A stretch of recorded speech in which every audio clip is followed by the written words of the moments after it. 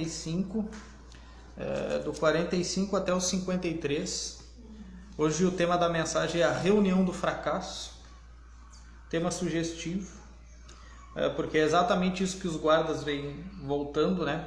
Relembrar um pouquinho do que nós trabalhamos no domingo, sem ser no passado, mas no retrasado, que nós falamos sobre João. O tema da mensagem era que a fonte, deixa eu ler literalmente, a fonte da água viva, e nós lemos de João 7, do 37 até o 44, nós falamos que Jesus é esta fonte, que ele é a fonte de água viva, né? Das pessoas, tanto é que ele diz, né, quem tiver sede, vem em mim e beba. É um contraste com que os fariseus, né, estavam ali na festa, os doutores, os sacerdotes faziam com aquele ritual de purificação, e Jesus faz um convite para eles: olha, esta água que o sacerdote está dando para vocês aí é um rito de purificação natural, né? Isso aí tem um efeito simbólico daquilo que eu venho trazer verdadeiramente, que é a água da vida. A água da vida é crer em Jesus Cristo. Crer em Jesus Cristo, você toma desta água e vive eternamente. Como o próprio Jesus disse, mesmo que aquele que crê em mim morra, né, mesmo assim ele viverá. Então, nós trabalhamos com três aplicações do último domingo que nós trabalhamos João, capítulo 7. A primeira aplicação foi que Jesus convida todos a crer em seu nome. É por isso que o cristianismo é um pouco diferente das demais religiões, por assim dizer, religiões, porque o cristianismo ele convida a todos a crer, ele faz um convite a todos. O convite é feito a todos. Alguns vão crer, nem todos crerão, infelizmente. Então Jesus convida a todos, até aqueles que dão risada dele, escarneciam dele, ele faz um convite abertamente: ó, crê em mim que tu vai, do teu interior fluirão rios de água viva. Ele convida todo mundo. Segundo ponto, esse convite que Jesus faz e que nós cristãos fazemos pregando o evangelho, ele gera conflitos. Foi a segunda aplicação do domingo passado, que nós vimos no versículo 41, 42 e 43. Convidar pessoas a vir até Jesus Cristo traz problemas, traz conflitos. A gente já viu nesses 7 capítulos aqui, a gente já viu bastante conflito por causa do convite de Jesus. Tá? Terceiro ponto. O terceiro e o último ponto foi que a única vontade dos incrédulos era prender e matar Jesus.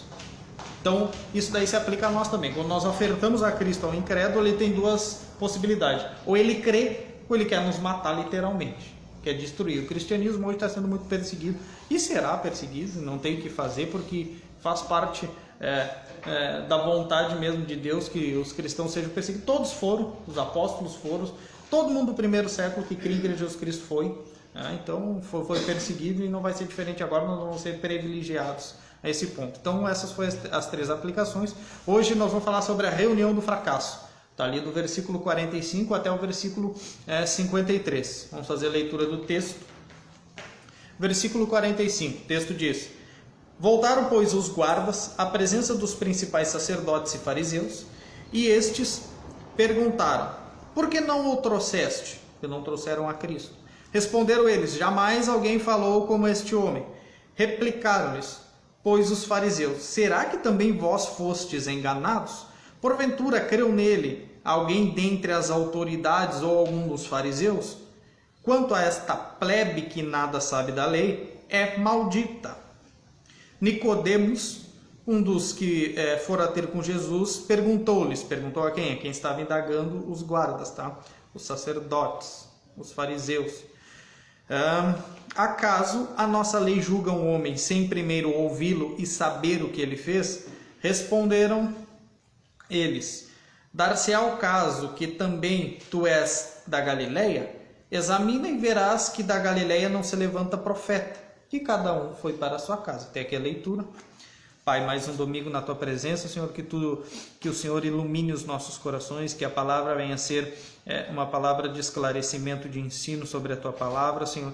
Que tu venha ministrar os nossos corações e levar esse entendimento a mais pessoas. É isso que nós pedimos no nome do Senhor Jesus, por intermédio e ação do Espírito Santo. Amém. A reunião do fracasso. Hoje nós vamos falar sobre isso. Sobre a volta dos guardas que foram ter com os fariseus e os sacerdotes, que foram quem enviou esses homens até Jesus para prender Jesus. Lembre-se que há 3 domingos atrás nós falamos sobre isso. Sobre que eles tinham enviado guardas para ver o que Jesus estava pregando no templo, e esses guardas tiveram um papel que eles não puderam cumprir. A missão deles era o seguinte: vão lá, prendam este homem. Eles, portanto, aqui no versículo 45, já quero entrar na exposição, portanto, o que aconteceu? Missão não cumprida. O versículo 45, se eu tivesse que colocar um subtítulo nele, seria missão não cumprida. A missão era prender Jesus. O que aconteceu? Eles não prenderam Jesus. O que aconteceu ainda? Aconteceu algo pior. Que coisa pior foi? Os guardas deram crédito à mensagem de Jesus. Primeiro ponto aqui, não puderam prender Jesus, no versículo 45. Note, vamos ler de novo ele. Voltaram, pois, os guardas às presenças dos principais sacerdotes e fariseus, e eles perguntaram, os sacerdotes perguntaram, por que não trouxestes?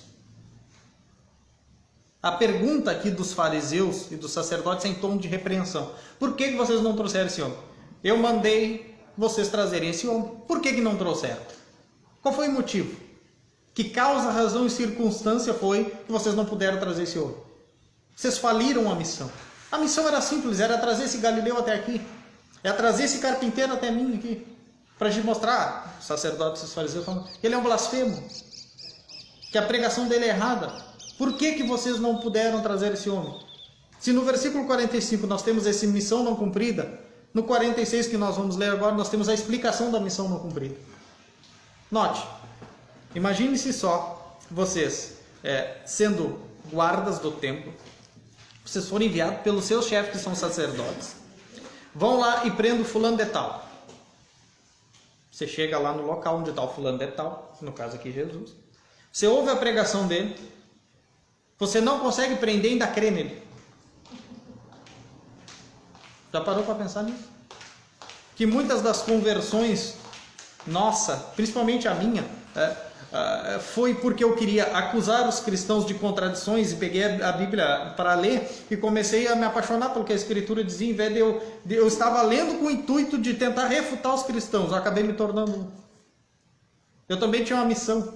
A minha missão era, na minha mentalidade humana caída, morta em delitos e pecados, era pegar a Bíblia, mostrar contradições, mostrar esse livro é falho. O que aconteceu foi justamente o contrário. Esse livro é inspirado, tem a palavra de Deus, não tem erro nele. Foi o que eu acabei fazendo. A minha missão também faliu, assim como a desses guardas aqui. A missão deles faliu. Eles não trouxeram, ainda são repreendidos por aqueles. Imagine só o teu chefe no teu serviço te dar uma ordem, faça tal coisa e tu não consegue fazer tal coisa. O que acontece? Vai ficar até mais tarde para fazer. Resolve o problema. Eu te dei a missão é cumprida. Missão dada deve ser missão cumprida. Ué, errou. É missão falida aqui. Versículo 46 mostra a explicação da falha. Olha o que diz o 46. Responderam eles, jamais alguém falou como este homem. A explicação da falha. Eles agora estão justificando a sua falha. Os guardas estão olhando para os sacerdotes e os fariseus. Estão dizendo, olha, a gente não conseguiu prender esse homem. Mas por quê? O que ele disse? A gente jamais ouviu alguém falar com essa autoridade que esse homem está falando. Ele não é um homem comum. Ninguém falou como este homem. Vocês não falam. Sabe o que os guardas estão dizendo para os sacerdotes? Nem vocês, que são supostamente versados na lei de Moisés, falam conforme esse homem diz. Ele fala melhor que vocês. Ele explica melhor que vocês. Ele pega a palavra de Deus e mostra verdades que vocês não conseguem mostrar na palavra de Deus. A gente não pode prender esse homem. Não tem como prender esse homem. Nós fomos presos pela palavra dele. Nós fomos enviados para prender e fomos presos. Presos por quem? Pela palavra de Cristo. Ninguém fala como este homem. Isso mostra um primeiro ponto. A explicação da falha. Segundo ponto. Os enviados para prender Jesus foram presos pela palavra de Jesus. Você já parou para pensar nisso? Já parou para pensar que você vai a um lugar para prender alguém e acaba cativado e preso pela palavra desse alguém? Você já entrou, você já foi ouvir um sermão, na qual tu foi para criticar o sermão e acabou preso pelo sermão? Deus falou contigo através do sermão? Foi isso aqui que aconteceu literalmente com os guardas. Eles foram para criticar Jesus e acabaram crendo em Jesus. É assim que Jesus faz com nós. Jesus faz exatamente isso. Ele fez isso comigo. E se ele não tivesse feito, eu jamais queria ouvir. Né? Foi isso que Jesus fez. Terceiro ponto. terceiro ponto é interessante, porque eles não acharam nenhum erro na fala de Jesus. Ninguém fala como esse homem. Ninguém fala como esse homem. Sabe o que ele está dizendo, em outras palavras? Não existe ninguém em Israel que tenha a autoridade que ele tem, que explique da forma como ele explica, que mostre as verdades da Escritura conforme ele diz. Não tem ninguém. Ninguém fala como este homem. Vocês, sacerdotes, não falam. Os fariseus não falam. Os saduceus também não. Ninguém fala como esse homem em Israel. Ou seja, ele prega melhor que vocês. Ele explica melhor que vocês. As palavras dele são verdadeiras. Ele tem autoridade. A Escritura vai dizer que Jesus pregava não como os fariseus, mas como autoridade. É a Escritura mesmo que diz isso.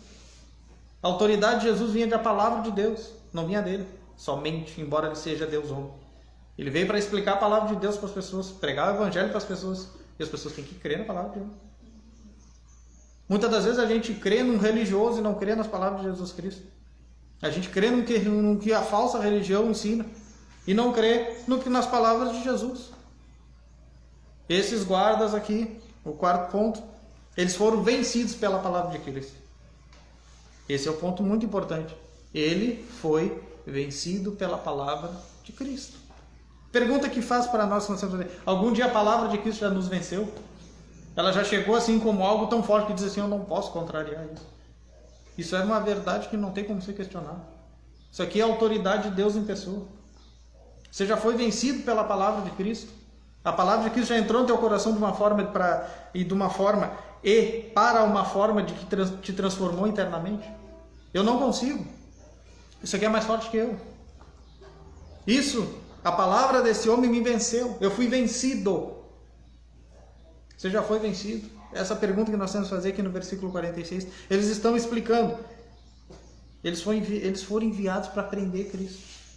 Eles foram enviados para reprimir a pessoa de Cristo. Foram reprimidos pela palavra de Cristo. Cristo não levantou um dedo, não levantou a voz, não precisou xingar eles, não precisou fazer nada. Simplesmente pregou o evangelho. Simplesmente mostrou que ele era o Messias, a fonte da água da vida. No que consistia a pregação de Jesus Cristo? Mostrar que ele é a fonte da água da vida. Basta ler uns 10 versículos anteriores. Essa era a pregação de Jesus Cristo. Como que o cristão deve pregar? Mostrar que Jesus é a fonte da água da vida. Não é o pastor, não é a igreja, não é a placa, não é absolutamente nada. É Cristo. Se não for Cristo, não é nada. Se for Cristo, é tudo. É isso que nós temos que pregar. Versículo 47. A zombaria continua. Replicaram-lhes, pois, os fariseus: será que também vós fostes enganados? Resumindo, versículo 47, se eu tivesse que botar um subtítulo nele, seria: até vocês creram nele. Eu enviei vocês para prender esse homem, vocês creram nele também, não é possível. Todo mundo está crendo nessa criatura, pelo amor de Deus, quem é ele? É isso aqui. Até vocês creram nele. É uma repreensão em tom de zombaria, eu não acredito. Os fariseus e os saduceus e os sacerdotes aqui estão olhando assim e dizendo assim: eu não acredito que eu enviei vocês para prender esse homem, vocês creram nele. Sim, foi isso que aconteceu. Foi exatamente isso que aconteceu. Primeiro ponto. Aqui nós estamos vendo uma pergunta retórica e repreensiva. Você já ouviu uma pergunta que é retórica e repreensiva? Você já parou para pensar nisso? Eu ouvi bastante pergunta dessa aqui. O que tu virou crente agora? Eu não acredito nisso. Sim. Não pode ser verdade. Não, é verdade, sim. Não, mas eu não acredito nisso. O que eu posso fazer? Isso daqui foram perguntados para mim inúmeras vezes. Inúmeras vezes. Que tu virou crente? Eu digo, virei, né? Até explicar que eu sou um cristão, não crente, não evangélico, essas coisas assim, essas coisas que tem por aí que são erradas aí. Até eu explicar, não, sim. Eu não acredito, sim. Essa pergunta aqui que os guardas receberam, eu já recebi inúmeras vezes. Eu não acredito que vai parar de tocar por causa assim, vou parar. Não que seja errado, né? Era um sustento para minha família, mas enfim. Eu não acredito, isso aí, né? É uma pergunta retórica e repreensiva. Isso é difícil da gente lidar. Uma pergunta que é retórica e está ali para nos repreender. Mas eles têm que lidar com isso. Segundo ponto. Que em vez de prender Jesus, eles creram nele. Jesus cativou esses homens por conta da sua pregação. Nós, crentes, devemos ser cativados pela palavra de Deus. Jesus é a própria palavra de Deus, o verbo de Deus encarnado, a palavra. E muitas das vezes nós não somos cativados pela palavra de Cristo, pelo Evangelho, pela Escritura. Nós damos tanta bola e tantos ouvidos para tanta coisa por aí, por tanta lorota e mentira por aí, que nós nos esquecemos da Escritura. Nós nos esquecemos do que é o Cristo, da mensagem de Cristo. As pessoas se apegam a tanta coisa natural e esquecem do cerne do Evangelho. Crê em Jesus Cristo e será salvo. A mensagem apostólica foi essa. A mensagem de Jesus Cristo foi: creia que é chegado o reino dos céus. Jesus diz: eu sou a fonte da água da vida. E as mensagens de hoje, elas não pregam mais isso. As pessoas não são mais cativadas pela palavra de Deus, porque não existe mais palavra de Deus na maioria dos púlpitos. Não é pregado o Evangelho mais. Por que que a gente vê uma geração tão podre dentro da igreja? Por quê? Porque não é pregado o Evangelho. A palavra de Cristo deixou de ser o centro do tema dos púlpitos. A palavra de Cristo não está sendo mais pregada. O Evangelho não está mais sendo difundido. O que está sendo difundido? Uma falsa religião. Venha para Jesus e tu vai ser abençoado. Jesus te ama. É só isso que a gente ouve. Agora arrependa-se crendo em Jesus Cristo. Muito difícil. Dura esse sermão, quem pode ouvir. Isso aí afasta as pessoas da igreja. Não, afasta os bodes, as ovelhas gostam. Bode sim, bode tem que ser afastado. Mas esse é o objetivo do pastor. O objetivo do pastor é afugentar os bodes. Senão não é pastor. Para que está lá? Eu estou lá para falar coisinhas bonitinhas. Então tu não é pastor, tu é um falso profeta. Tu é filho do diabo mesmo. Só isso. Esse é o ponto. Em vez de prender, crer nele. Por quê? Porque Jesus pregou a palavra dele. Mostrou que ele era a fonte da água da vida. É isso que nós devemos fazer. Pregar Jesus Cristo. Nada mais. Terceiro ponto. Esse é o poder da palavra de Deus. É converter as pessoas. Eles tinham um caminho. Prender Jesus. Eles foram convertidos. Creram em Jesus. Eles não puderam prender Jesus. Por quê? Por causa das palavras de Jesus. Esse é o poder da palavra de Deus. O poder da palavra de Deus é literalmente converter, mudar de rumo as pessoas. Esse é o poder da palavra de Deus. A palavra de Deus, a palavra de Cristo, a mensagem do Evangelho. É isso que ela faz, ela muda as pessoas. Nada além disso. A mensagem do Evangelho é simples. Versículo 48. Porventura, creu nele alguém dentre as autoridades ou algum dos fariseus? As perguntas continuam aqui no versículo 48. As perguntas continuam. Se a primeira pergunta foi: vocês creram nele? A segunda pergunta mostra que há uma continuidade e uma continuidade pejorativa. Sabe por quê? A pergunta aqui está revelando uma coisa muito importante. Na verdade, duas coisas importantes. Essa pergunta aqui. Ela revela que os fariseus e os sacerdotes estavam menosprezando os guardas. Quando eles fazem essa pergunta, é o seguinte, assim, creu nele alguém dos fariseus, das autoridades? Ele está menosprezando a capacidade dos guardas em entender a palavra de Deus. Geralmente, quando você diz que você creu em Jesus Cristo, alguém vai querer menosprezar a sua inteligência. Não acredito que tu vai crer nisso. Eu não acredito. Não, em Jesus, não. Igreja, o quê? Não, pode parar com isso. É a primeira pergunta. Isso se repetiu no contexto do judaísmo e acontece hoje na época da igreja. Eu não acredito que tu tá... Não, para. Tu é um cara inteligente, não. Sai disso, não dá tempo. Tu vai crer nessas historinhas que estão aí. É a mesma coisa.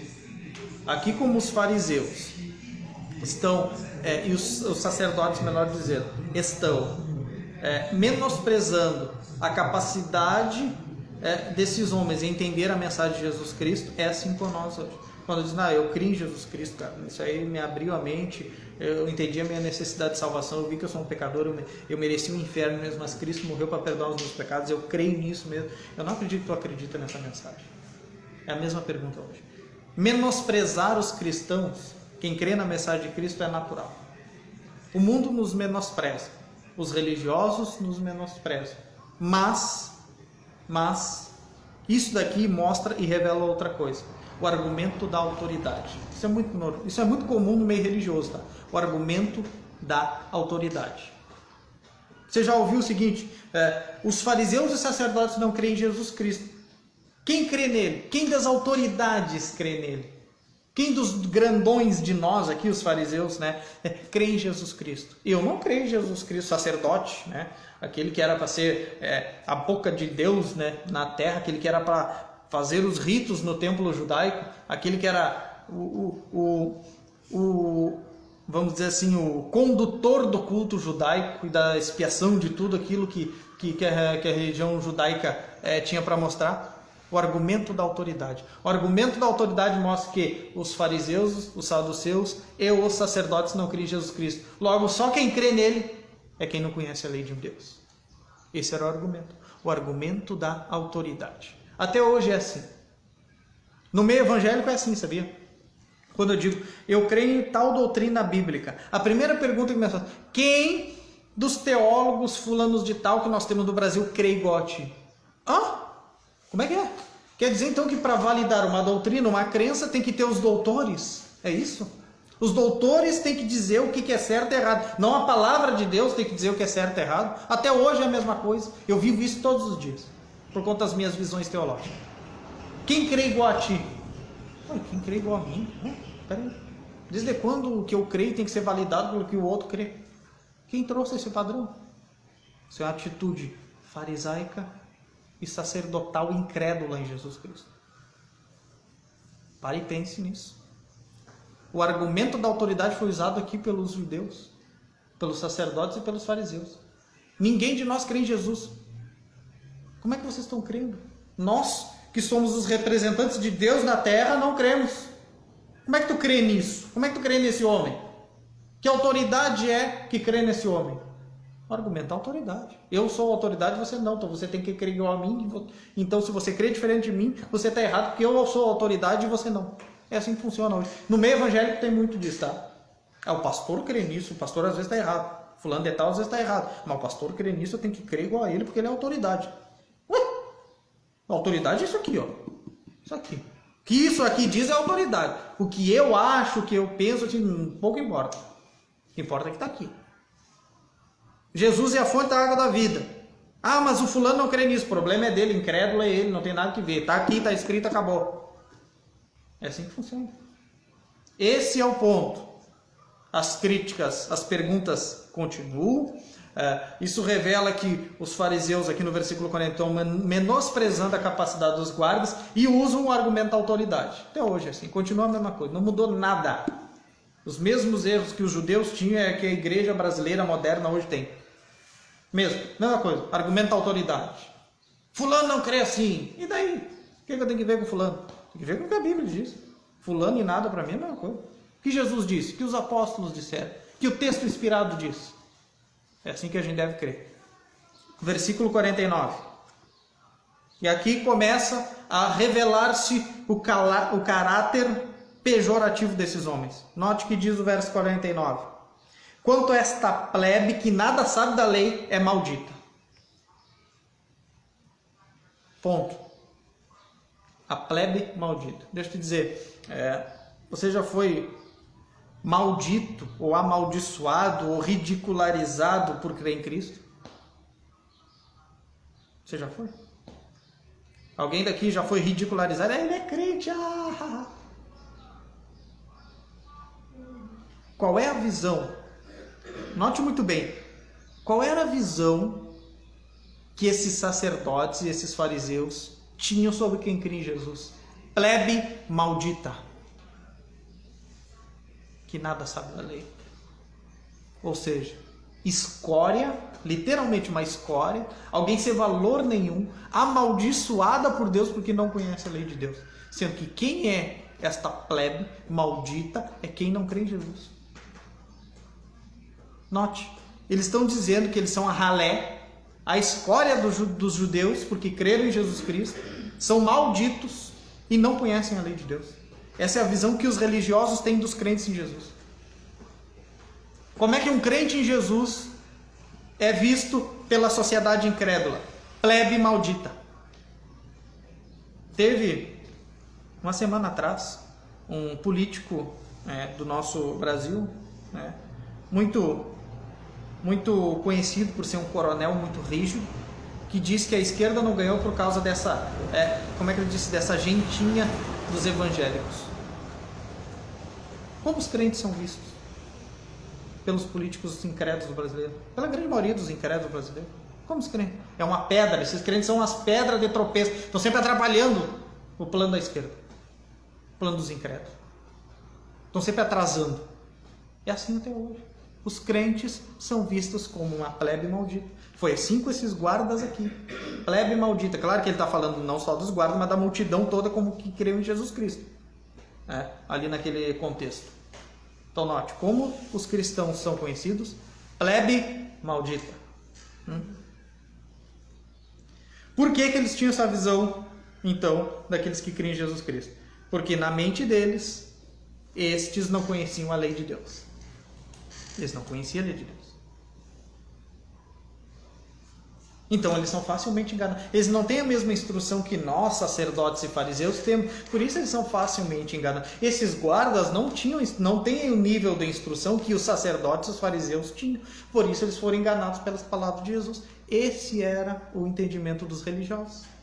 O entendimento dos religiosos é esse. É chegar e dizer, você não entendeu porque você não estudou como eu. Não é versado na lei de Deus como eu. Isso está atrelado com o argumento da autoridade do versículo anterior. Por que as pessoas muitas das vezes olham para ele tem diploma, ele é teólogo, capaz que ele vai estar errado. Ele é teólogo, ele estudou, ele passou 5 anos estudando isso. Não pode, esse homem está errado. Quem disse que um diploma teológico é sinônimo de ortodoxia cristã? Quem disse isso? Qual o texto bíblico que prova isso? Não estou dizendo que eu sou contra o estudo, porque eu vivo estudando dia e noite. Mas a pergunta é, por que as pessoas dão mais crédito para quem tem autoridade do que em vez de dar crédito ao que a Escritura diz? Por quê? Porque o pastor fulano de tal crê assim. Porque o apóstolo mentiroso, falso, todo apóstolo é falso. Porque o apóstolo tal falou isso. Argumento da autoridade só serve para dar crédito a Satanás. Só para isso. Esse é o ponto interessante. Versículo de número 50. Depois da gente ver a plebe maldita, apareceu uma figura importante aqui. Nicodemos, um deles, que é dos sacerdotes e dos fariseus. Nicodemos, um deles, que antes fora ter com Jesus, perguntou-lhes. Aqui nós vamos ver uma coisa importante. Aparece uma voz no meio de todos aqueles grandões, de todas aquelas autoridades que estão ali reunidas com esses homens que falharam na sua missão. Aparece uma voz, só que é uma voz neutra. Uma voz neutra. Nicodemos, ele não queria se aparecer, ele dizia assim, eu creio nas palavras de Jesus, porque se ele fizesse isso, ele perderia a autoridade, o cargo. De fato, ele não creu literalmente em Jesus, senão ele abandonaria tudo para seguir Jesus. Mas, uma voz neutra. Aquela figura de João 3 aparece de novo. Nicodemos. Sabe aquele rapazinho, estou usando aqui um termo alegórico. Sabe aquele rapazinho que Jesus disse, olha, importa nascer de novo. Aí ele faz a seguinte sonora pergunta, como é que um homem da minha idade vai entrar no ventre da minha mãe e sair de novo? Que burrice, né? Foi esse rapazinho aqui que se levanta. Ele vai questionar, segundo ponto aqui do versículo, é a figura de João 3 lá, Nicodemos. Mas ele vai questionar a fala dos religiosos. Isso já é uma ajuda, já é um começo. Ele vai começar a questionar. Não, pera aí um pouquinho. Vamos fazer o seguinte. Não vamos julgar esse homem, no caso Cristo, assim do nada, assim, dizer que nós somos autoridade e acabou. Pera aí, vamos analisar o que esse homem disse. Vamos analisar a palavra que esse homem trouxe. Porque a palavra desse homem encantou os guardas. Fez com que os guardas que foram para prender, na verdade foram rendidos pela palavra de Cristo. Aqueles que eram para reprimir foram reprimidos pela palavra de Cristo. Ninguém, tanto é o relato, está lá o relato, que ninguém fala como este homem. Foi literalmente o que os guardas disseram. Ninguém fala como este homem. Espera aí, levantou-se uma voz, só que uma voz neutra. Aí nós vamos para o versículo 51 agora. Vamos trabalhar o versículo 51. E o versículo 51 mostra que essa voz neutra, embora neutra, ela faz uma pergunta brilhante. Vamos ver a pergunta brilhante. Acaso a nossa lei julga o homem sem que primeiro ouvi-lo e saber o que ele fez? Ou seja, vocês estão julgando Jesus Cristo e não estão interessados em saber o que ele falou, o que ele disse para esses homens, o que ele fez para esses homens. Simplesmente vocês vão julgar ele, simplesmente vão julgar essa questão. E essa pergunta que ela vai no âmago do problema. Peraí, como é que vocês estão julgando este homem, que no caso Cristo, esses guardas aqui que creram na palavra de, como é que vocês estão julgando tudo isso sem antes medir a palavra deste homem e o que esses homens creram? Como é que esse julgamento assim, sem o condenado, sem o réu estar presente, como é que vocês vão condenar esse homem? Espera aí, tem um negócio errado aqui.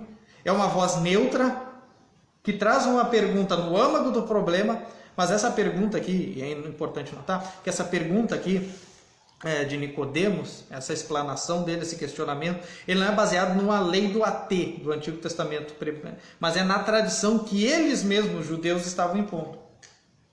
O argumento da autoridade, essas coisas, tudo que a gente já falou.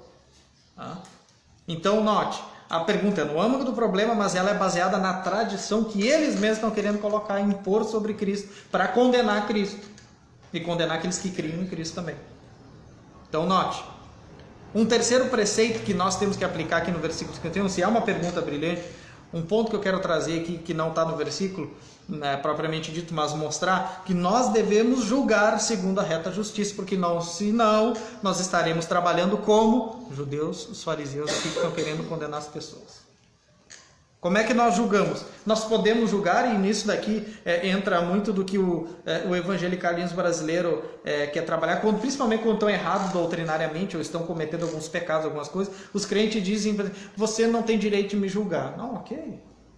Eu não tenho direito de te julgar se meu julgamento for hipócrita, como é aqui dos fariseus e dos sacerdotes.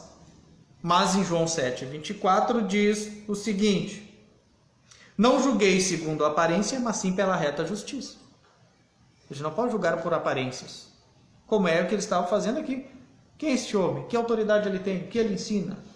Depois a gente vai ver agora, no próximo versículo, o espantalho de novo dizendo que ele nasceu na Galileia. Não, nasceu em Belém.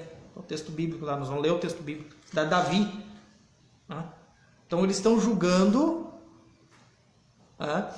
não pela reta justiça, mas segundo supostamente o que eles acham que é. Não baseado em textos, em fatos, mas sim nas imaginações dele. Está aqui no versículo 52. Nós devemos julgar segundo a reta justiça. Por que não? Porque senão nós seremos iguais a esses fariseus e esses sacerdotes aqui. Por isso levantou-se uma voz neutra. Uma voz neutra que faz uma pergunta brilhante, é brilhante a pergunta dele. Peraí, vocês vão julgar o cara sem o cara está aqui? Peraí, vocês vão julgar esses homens aqui porque creram neste homem, mas ele não está aqui para se defender e mostrar o que ele falou para que essas criaturas aqui cresçam nele? Peraí. Vamos julgar segundo a reta justiça. João 7:24. Versículo 52 diz o seguinte: responderam eles: dar-se ao caso de que também és tu da Galileia, examine e verás que da Galileia não se levanta profeta. O velho espantalho da Galileia de novo. Sempre eles bateram na mesma tecla. A alegação e a acusação para trazer alguma condenação de Jesus Cristo era o suposto nascimento de Jesus naquele lugar. Daquele lugar não se levanta profeta. Abre aspas. Jonas era da Galileia, tá? Profeta Jonas. Não vou entrar nos textos para mostrar aqui, porque senão vai demorar, vou ter que ir para o Antigo Testamento mostrar tudo dentro. Mas esse tipo de suposição deles aqui traz dois erros. Primeiro, não se levanta nenhum profeta da Galileia. Jonas veio da onde? De Marte. Segundo, Jesus, ele não nasceu ali. Ele teve seu ministério ali, mas ele não nasceu ali. Ele nasceu aonde? Belém.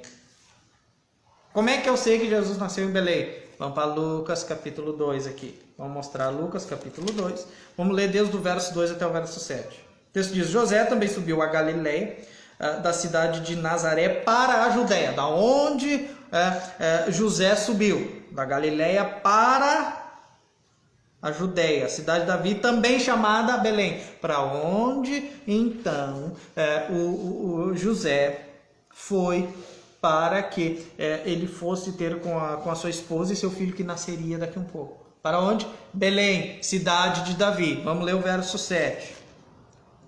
Verso 7. Ela deu à luz a seu filho primogênito, enfaixou e o deitou numa manjedoura, porque não havia lugar para eles na hospedaria. Então, onde Jesus nasceu? Belém, cidade de Davi. Ele não nasceu na Galiléia. Foi ao contrário. O pai José foi da Galiléia para Belém. E não foi de Belém para a Galiléia. Então a acusação deles é errada. Jesus nasceu onde? Belém. Miqueias 5:2 diz, o texto profético diz que o Messias, né, que aquele nasceria em Belém. Em Belém. Pequena Belém Efrata. Quem és tu para figurar diante das grandiosas cidades? O texto está lá. Jesus nasceu onde? Então é o velho espantalho de sempre. Isso mostra o que? Que os religiosos, eles sempre erram nas suas acusações. Os falsos mestres sempre erram porque eles pegam o espantalho para malhar o espantalho. Sempre foi assim. Da Galileia não veio profeta. Jonas veio da onde? Se estivesse aqui eu perguntaria fácil para eles isso. Jonas veio da onde?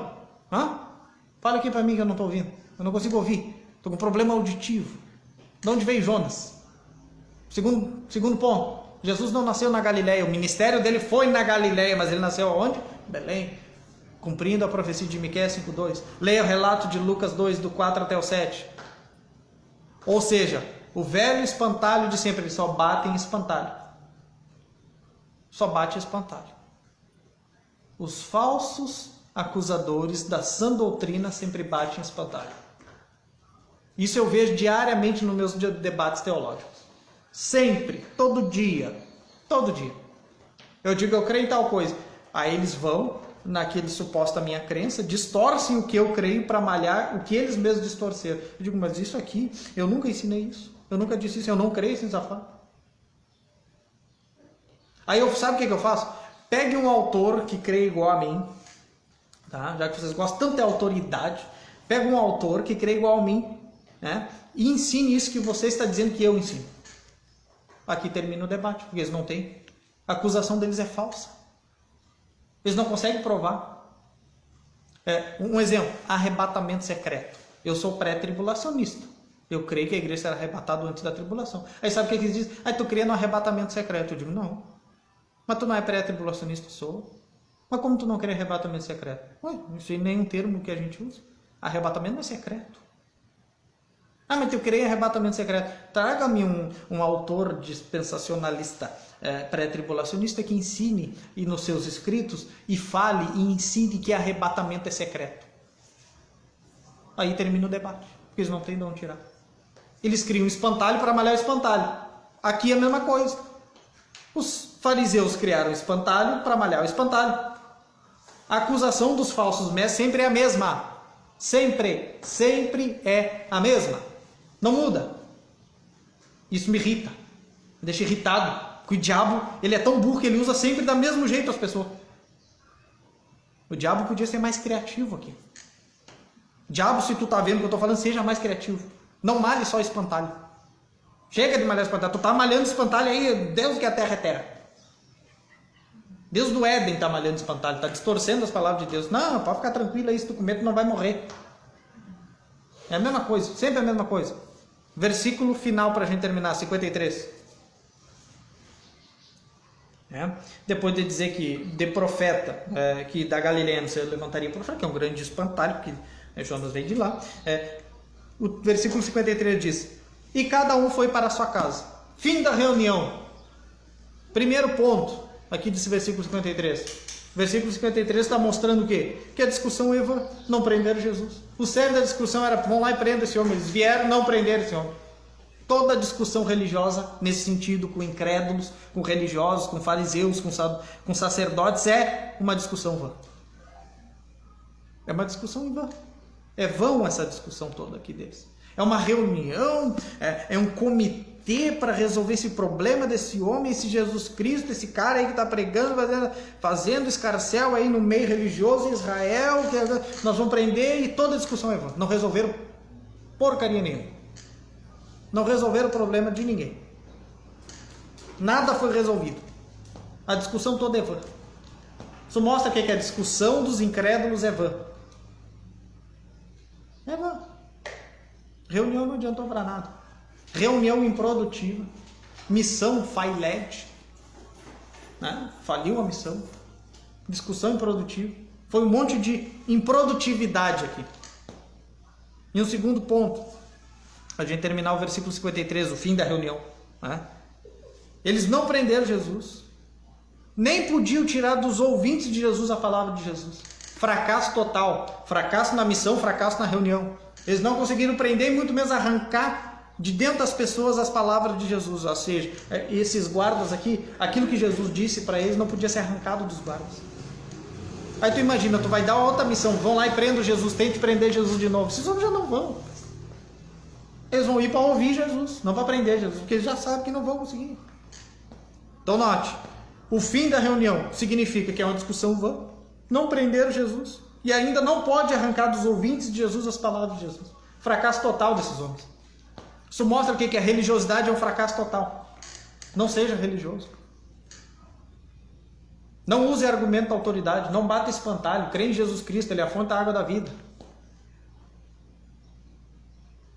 Não creia em denominação, em pastor, creia na palavra de Deus. É simples, o evangelho é simples e as pessoas não conseguem entender o evangelho simples. Não conseguem. Porque o fulano de tal, quando prega, tem autoridade. Eu fico só ouvindo esses argumentos. Porque quando eu determino tal coisa, eu já começo a me irritar, já começa a me ferver o sangue quando eu ouço isso. Eu tenho que sair de perto, porque senão eu vou acabar me irritando com essas lorotas todas. Então note, o fim da reunião foi uma discussão vã, não conseguiram prender Jesus e ainda não podiam arrancar as palavras de Jesus desses homens aqui, dos guardas e principalmente aqueles que andavam com Jesus, dos discípulos e dos apóstolos. Tudo é vão dentro da religiosidade. Resumindo é isso. As acusações são mentirosas, o julgamento deles é segundo a aparência, não é segundo a reta justiça, não tem sucesso nas suas missões, que era prender Jesus e matar Jesus, não conseguiram até agora. A discussão deles é vã. E não podiam arrancar as palavras de Jesus das pessoas, dos ouvintes de Jesus.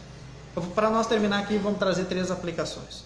Primeira aplicação, está lá no versículo 45 e 46. Eu quero mostrar uma coisa importante. Toda investida contra Jesus falha. Falha. Lembre-se que no domingo passado, falando sobre a conversão de Paulo, eu falei que toda perseguição contra cristão é contra o próprio Cristo.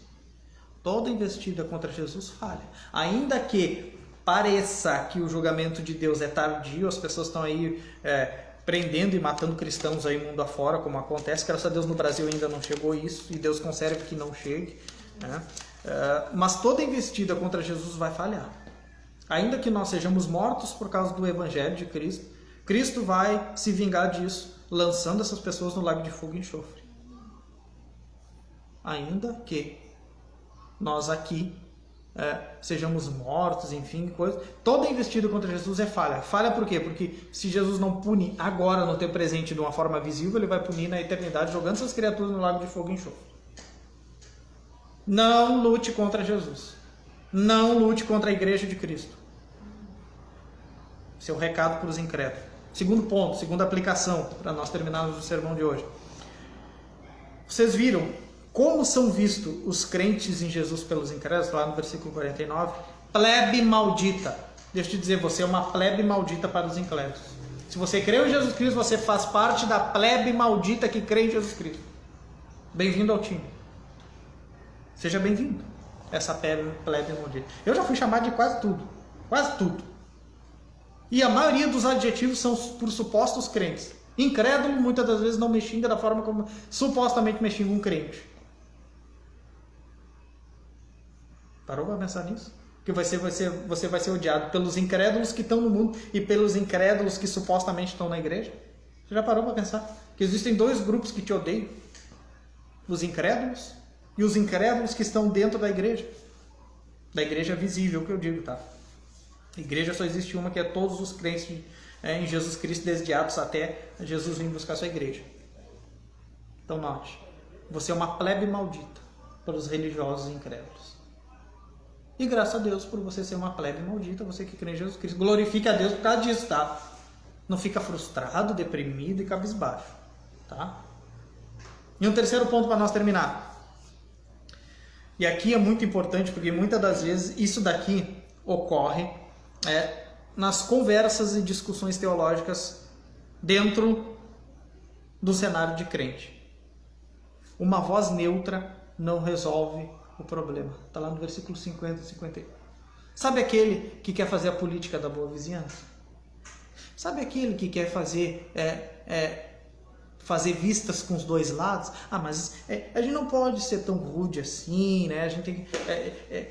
aqui está errado, aqui está errado. Vamos tentar reconciliar, vocês não podem fazer... Sabe aquela voz neutra?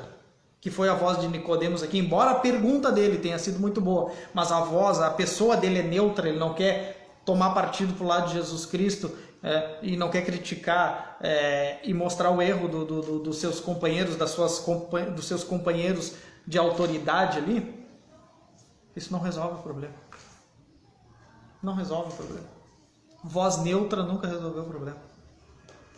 Satanás tem uma voz neutra. Olha a tentação no jardim do Éden. É uma voz neutra. Persuasiva só. Ela está tentando dizer assim, não, o que Deus disse não coma, não é bem assim. Tu pode comer, é porque ele não quer que vocês saibam do bem e do mal como ele sabe, essas coisas assim, essas coisas desse tipo. Pode ficar tranquilo que tu não vai morrer. Sabe aquela voz assim, e não é? Aquela vozinha neutra, bonitinha e fofinha, não resolve o problema. Está aqui no versículo 50 e 51. Toda vez que você vê uma voz neutra em conversas teológicas e religiosas e coisa desse tipo, veja Satanás falando. Voz neutra não resolve. A palavra de Deus é sim, sim ou não, não. O que passar disso vem de quem? Do maligno. Foi Jesus que disse, não fui eu que inventei. Tá? Voz neutra não resolve. Política da boa vizinhança não resolve. Ou é sim ou é não. É por isso que as pessoas muitas vezes não gostam de mim. Comigo não tem meio termo. Ou é sim ou é não. Eu vou diretamente no centro do problema. Não ou sim. É por isso que muitos me odeiam. Eu vou lá e digo, não, isso aqui está errado. Mas não tem um pouquinho de jogo de cintura? Não tem. Não tem. Está escrito. Ah, mas tu podia conviver em paz. Não, está errado. Não vou conviver em paz com erro. Eu quero guerra com erro. Eu travo batalha com o erro. Ah, por que tu está sempre envolvido nessa discussão? Porque estou atacando a verdade. Se é para mim me omitir e ser uma voz neutra, que Deus me bate logo. Porque eu não consigo ser uma voz neutra. Eu, Danner, não consigo ser uma voz neutra. Vocês, crentes, não podem ser uma voz neutra. Voz neutra é voz de Satanás. Voz neutra não resolve o problema. Nicodemos resolveu o problema aqui com a pergunta dele? Então não seja uma voz neutra. Essas são as 3 aplicações de hoje. Vamos agradecer a Deus pela palavra dele? Pai, muito obrigado por mais um domingo. Senhor, que tu nos levante não como uma voz neutra, tentando apaziguar, trazer o ecumenismo, erros teológicos de mão dada. São todos irmãozinhos. Senhor, que tu nos levante como literalmente João Batistas, para trazer literalmente a força da tua palavra à tona, porque é isso que o Brasil precisa. O Brasil não precisa de paz e amor, o Brasil precisa da tua palavra, do teu evangelho e da tua salvação. É isso que eu te peço, Pai, ajuda-nos a trazer essa mensagem a mais pessoas e que as pessoas venham ser cativadas por esta mensagem, que é a tua palavra. Não a palavra de homens, não a palavra de confissão, não a palavra de denominação, não há uma religiosidade que está implantada no coração desse povo, mas sim a tua própria palavra, o teu verdadeiro Cristo, a ação do teu Espírito Santo. É isso que nós te pedimos no nome do Senhor Jesus. Amém.